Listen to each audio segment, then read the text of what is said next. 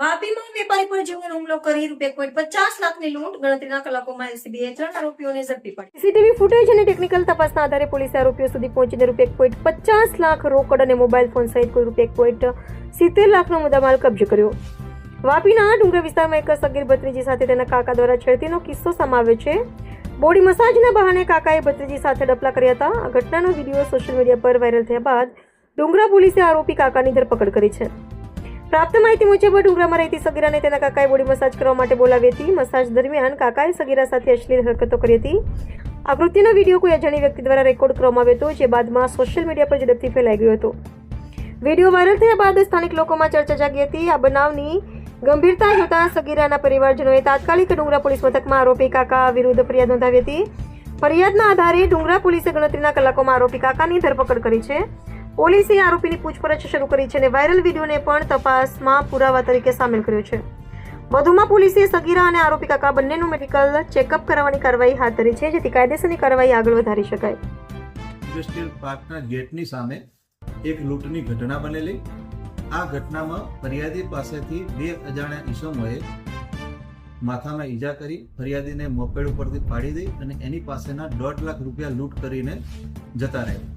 આ બાબતની જાણ ડુંગરા પોલીસને થતા ડુંગરા પોલીસ તાત્કાલિક ઘટના સ્થળે પહોંચી ગયેલી અને ફરિયાદીની ફરિયાદમાં જણાવ્યા પ્રમાણેની ફરિયાદ રજીસ્ટર કરેલી અને તપાસ શરૂ કરેલી. તપાસના અંતે પોલીસે 3 આરોપીની ધરપકડ કરેલ છે. ઓકે સર, આ આરોપીઓ કોણ છે અને એમનો કઈ રીતે પ્લાન બનાવેલો, મુખ્ય માસ્ટરમાઇન્ડ કોણ છે? ધરપકડ કરેલ છે એ આરોપીના નામ છે જાહિદ મીર, અનવર ભટ્ટ અને ઉમાન અલ્લાહ.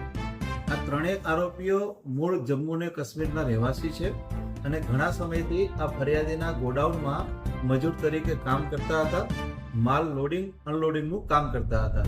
ફરિયાદી જે છે એ વિમલ પાન મસાલાનું ગોડાઉન ધરાવે છે અને દિવસ દરમિયાન એના ત્યાં ઘણા બધા લોકો પાન મસાલા ખરીદ કરવા માટે આવે. એ રોકડ રકમ ફરિયાદી પાસે આવતી હોય છે. આ બાબતની જાણ આરોપીઓને ખબર હતી અને મોટી રકમ ફરિયાદી પાસે આવતી હોય, જેથી આરોપીઓએ આ ફરિયાદી પાસેથી આ રકમ લૂંટ કરવાનો પ્લાન બનાવેલો. આ લોકોના પ્લાન મુજબ જાહિદ મીર છે એ ત્યાં ગોડાઉનમાં હાજર હતો અને જ્યારે પણ ફરિયાદી રૂપિયા લઈને બહાર નીકળે ત્યારે બીજા 2 આરોપી જે અનવર ભટ્ટ અને ઉમાર અલ્લાહ છે એ પૂનમ ઇન્ડસ્ટ્રીયલ ગેટની પાસે અંધારામાં છુપાઈને રહેલા હતા.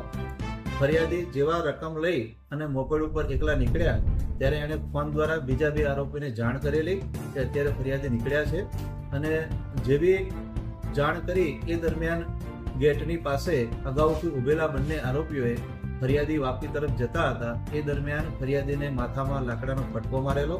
ફરિયાદી મોપેડ ઉપરથી ત્યાં નીચે પડી ગયેલા, એમને ઈજા થયેલી અને આ તકનો લાભ ઉઠાવી અને આરોપીઓ ફરિયાદી પાસે એના થેલામાં રાખેલ ₹1.5 લાખ લઈ અને ત્યાંથી ભાગી ગયેલા હતા.